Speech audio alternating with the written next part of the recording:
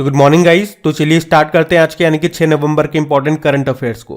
तो इस प्रश्न में आपसे पूछ रहे हैं कि भारत में इलेक्ट्रॉनिक बैंक गारंटी प्लेटफॉर्म देने वाला पहला विदेशी बैंक का नाम क्या है। तो आंसर होगा HSBC बैंक।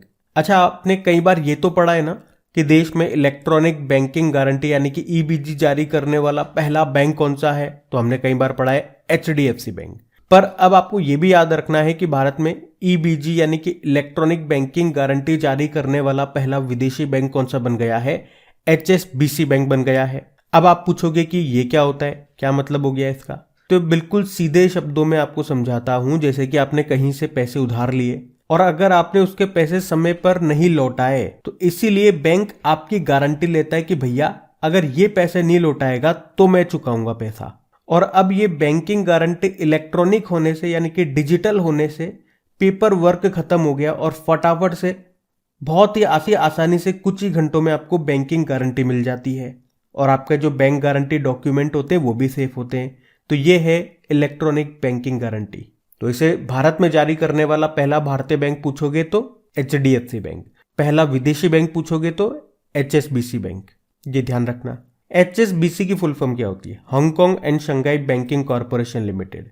इसका हेडक्वार्टर मिलेगा लंदन UK में। आपको याद है 24/7 वीडियो बैंकिंग सेवा देने वाला भारत का पहला बैंक अभी कौन सा बना? AU small finance bank. और UPI लाइट फीचर लॉन्च करने वाला पहला बैंक पेटीएम पेमेंट बैंक है।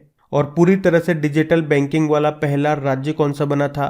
केरल बना था। भारत का पहला वॉइस बैंकिंग बायोमेट्रिक प्रमाणीकरण बैंकिंग एप्लीकेशन ये किसने लॉन्च किया? सिटी यूनियन बैंक ने। तो ये कुछ पॉइंट्स मैंने आपको एक्स्ट्रा में बताए, इनको भी ध्यान में रखना। बढ़ते हैं आगे। फिर बताइए, अभी हाल ही में भारत के पहले इंटरनेशनल क्रूज को मुंबई से हरी झंडी दिखाई गई। इसका नाम क्या है? तो आंसर होगा कोस्टा सेरेना। तो अभी हमारे जो शिपिंग मंत्री हैं कौन? सर्बानंदा सोनोवाल। उन्होंने मुंबई में भारत के पहले इंटरनेशनल क्रूज लाइनर जिसका नाम है कोस्टा सेरेना, इसको हरी झंडी दिखाई है। तो प्रधानमंत्री नरेंद्र मोदी के देखो अपना देश पहल के तहत इस क्रूज को रवाना किया गया। और आपको बता दूं कि अभी ग्लोबल मैरीटाइम इंडिया समिट 2023 में भारत में 2047 तक 50 मिलियन क्रूज यात्रियों की ट्रेवलिंग का लक्ष्य भी रखा है। अच्छा, इसी तरह आपको याद आएगा दुनिया की सबसे लंबी नदी क्रूज सेवा जिसका नाम है गंगा विलास, ये कहां से कहां शुरू हुई थी? वाराणसी और असम के डिब्रूगढ़ के बीच में शुरू हुई थी।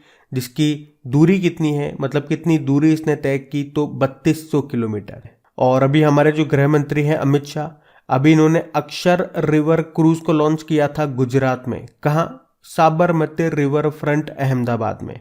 और अगर आपसे पूछे कि भारत की पहली वाटर टैक्सी सेवा का उद्घाटन कहां किया गया था तो आंसर होगा मुंबई में।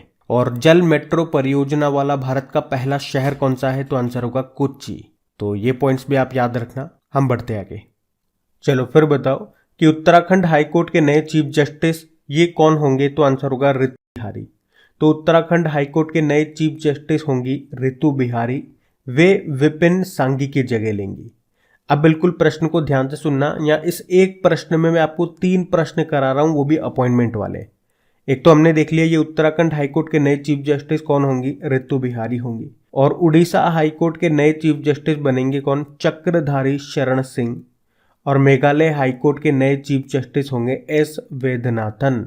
वैसे आप जानते हो अभी उड़ीसा के नए गवर्नर कौन बने थे? रघुवर दास बने थे। अब देखो बात यहाँ पे उत्तराखंड की है तो ये रहा मैप में उत्तराखंड। तो देखो इसकी 2 कैपिटल है। इसकी जो विंटर कैपिटल है वो देहरादून है और जो समर कैपिटल है वो गैरसैंण है। मुख्यमंत्री कौन है? पुष्कर सिंह धामी है। और गवर्नर कौन है? गुरमीत सिंह है। वैसे आपको याद होगा अभी देश का पहला पॉलिथीन कचरा बैंक ये उत्तराखंड में खुला है। और अभी देश के पहले कार्टोग्राफी संग्रहालय का उद्घाटन कहाँ पे हुआ? उत्तराखंड के मसूरी में। आपको बताए फूलदेई फेस्टिवल ये होता है उत्तराखंड का। और हरेला फेस्टिवल या हरेला उत्सव ये भी उत्तराखंड में मनाया जाता है, जबकि हरेली होता है छत्तीसगढ़ का। एक मक्खन महोत्सव है अंडूरी, इसका आयोजन भी होता है उत्तराखंड में। अभी उत्तराखंड सरकार ने मुख्यमंत्री सशक्त बहना उत्सव योजना को भी शुरू किया। अभी उत्तराखंड के तुंगनाथ मंदिर को राष्ट्रीय स्मारक घोषित किया गया। अभी उत्तराखंड सरकार ने मुख्यमंत्री कौशल उन्नयन और वैश्विक रोजगार योजना शुरू की। और उत्तराखंड का जो माणा गांव है ये देश का पहला गांव बन गया जो अभी तक आखिरी गांव हुआ करता था। और भारत का पहला इलेक्ट्रॉनिक तीर्थ यात्री गलियारा ये उत्तराखंड में मनाया जा रहा है।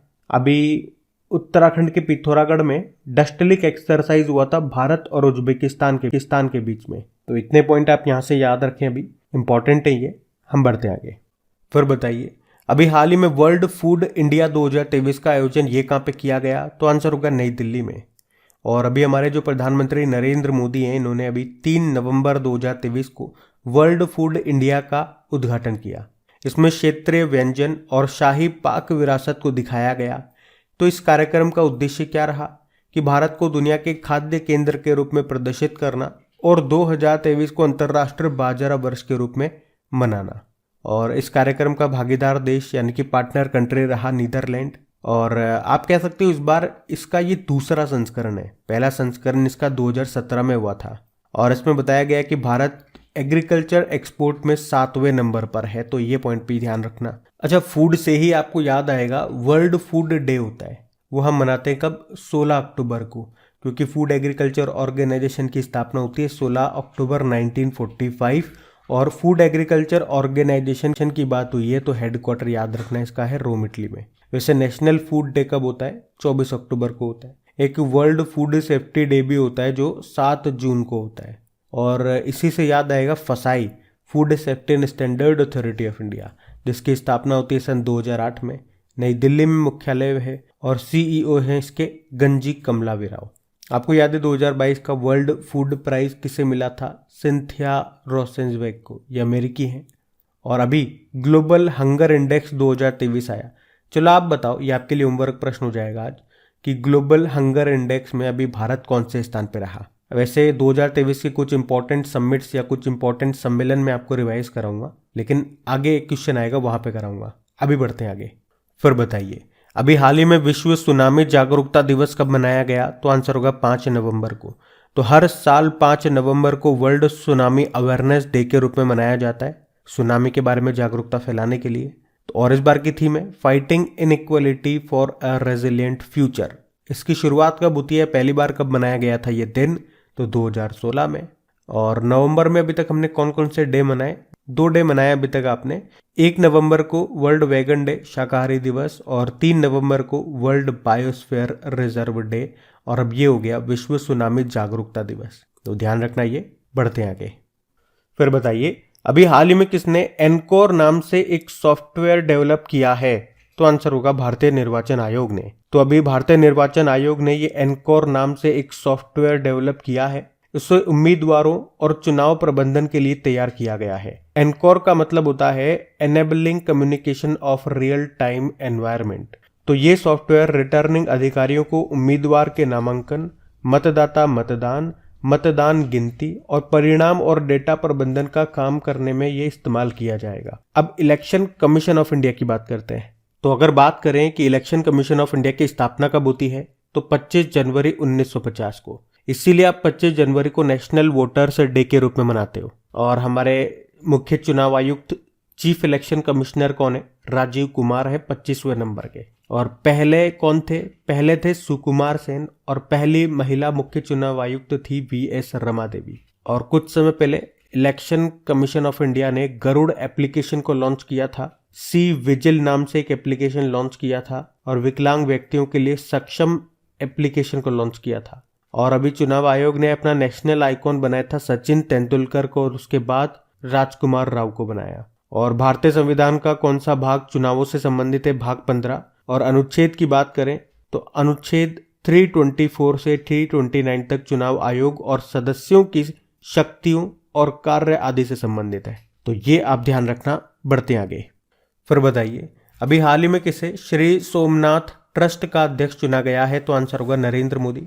तो अभी प्रधानमंत्री नरेंद्र मोदी को श्री सोमनाथ मंदिर ट्रस्ट का अध्यक्ष चुना गया है। और ये तीसरी बार है जब उन्हें मंदिर का ट्रस्टी बनाया गया है। और इस बार उन्हें 5 सालों के लिए अध्यक्ष बनाया गया है। वैसे तो श्री सोमनाथ ट्रस्ट का जो कार्यकाल होता है वो 1 साल का होता है, पर पिछले 74 वर्षों में पहली बार प्रधानमंत्री नरेंद्र मोदी पहले ऐसे व्यक्ति बने हैं जिन्हें 5 सालों के लिए अध्यक्ष बनाया गया है।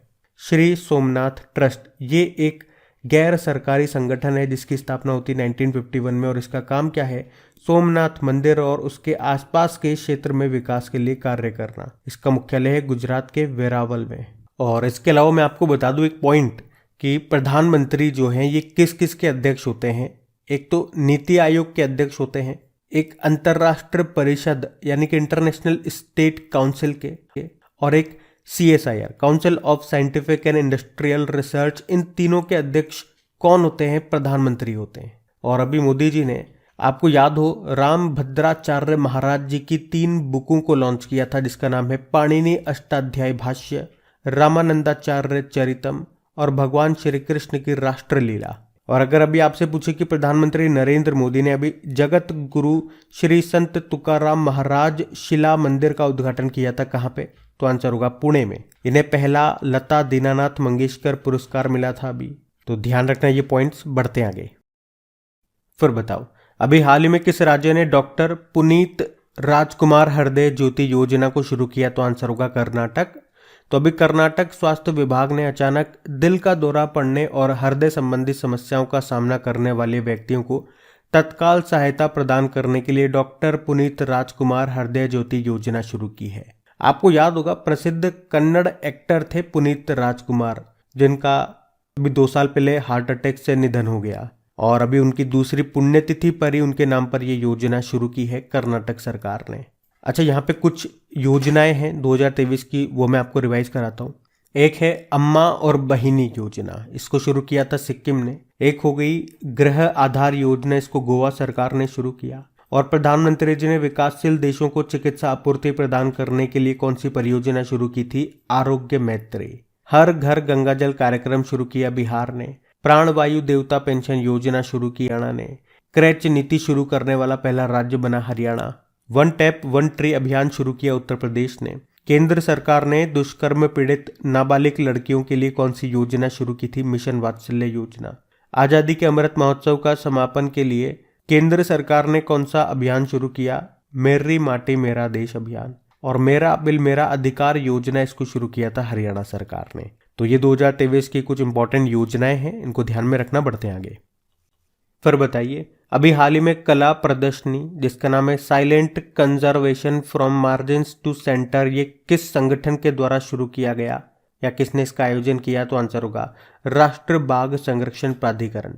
तो अभी हमारे जो प्रेसिडेंट है द्रौपदी मुर्मू, उन्होंने नई दिल्ली में silent conservation from margins to the centre नाम से एक कला प्रदर्शनी का उद्घाटन किया। और इस प्रदर्शनी का आयोजन प्रोजेक्ट टाइगर के 50 वर्ष पूरे होने के उत्सव में किया गया। देश में प्रोजेक्ट टाइगर की शुरुआत कब होती है? 1973 में। इसे भारत के राष्ट्रीय पशु बंगाल टाइगर की सुरक्षा और संरक्षण के लिए शुरू किया गया था। और इस पहल के कारण ही आज भारत में 54 टाइगर रिजर्व हैं और बाघों की संख्या, टाइगर की संख्या बढ़कर हो गई है 3167। वर्ल्ड टाइगर डे हम कब मनाते हैं? तो याद रखना 29 जुलाई को मनाते हैं। अच्छा, अब आप लोग मुझे कमेंट करके बताएं कि भारत में अभी सबसे नवीनतम टाइगर रिजर्व ये कौन सा बना था। हम बढ़ते हैं आगे। फिर बताइए, अभी हाल ही में इंडिया मैन्युफैक्चरिंग शो 2023 का आयोजन ये कहाँ पे किया गया? तो आंसर होगा बेंगलुरु में। तो अभी कर्नाटक के बेंगलुरु में इंडिया मैन्युफैक्चरिंग शो 2023 का आयोजन किया गया, जिसका उद्घाटन किया हमारे रक्षा मंत्री राजनाथ सिंह ने। और इसका आयोजन किया लघु उद्योग भारती और IMS फाउंडेशन यानी कि इंडिया मैन्युफैक्चरिंग शो फाउंडेशन ने। इस बार ये इसका 6वां संस्करण है। इसमें aerospace, defence engineering, automation, robotics और ड्रोन की प्रदर्शनी की गई। और इस कार्यक्रम का उद्देश्य है प्रतिभागियों के बीच व्यापार का अवसर प्रदान करना। चलो 2023 के कुछ इंपॉर्टेंट समिट्स में आपको रिवाइज कराऊं तो आपको याद है विश्व मसाला कांग्रेस का आयोजन हुआ था मुंबई में, 14वां संस्करण था। अंतर्राष्ट्रीय वकील सम्मेलन 2023 का आयोजन हुआ, ये भारत में पहली बार हुआ नई दिल्ली में। पहला हल्दी सम्मेलन हुआ अभी मुंबई में। और हल्दी से याद आएगा, भारत सरकार ने आधिकारिक तौर पर राष्ट्रीय हल्दी बोर्ड की स्थापना कर दी। और ग्लोबल मेरिट इंडिया समिट 2023 का आयोजन ये मुंबई में हुआ, अभी 3रा संस्करण था। वर्ल्ड हेल्थ समिट 2023, तो इसका आयोजन हुआ जर्मनी के बर्लिन में। विश्व बैंक विकास समिति की 108वीं बैठक का आयोजन हुआ मोरक्को के मर्राकेश में। इंटरनेशनल ओलंपिक कमेटी का 141वां सत्र का आयोजन ये भारत के मुंबई में हुआ। दूसरी बार है जब इसका आयोजन भारत में हो रहा है। पहली बार 1983 में हुआ था नई दिल्ली में। फिर बताओ, 27वें विश्व सड़क कांग्रेस का आयोजन चेक रिपब्लिक के पराग में हुआ था। भारत किस स्थान पर पहली बार पेटा ट्रेवल मार्ट 2023 की मेजबानी करेगा?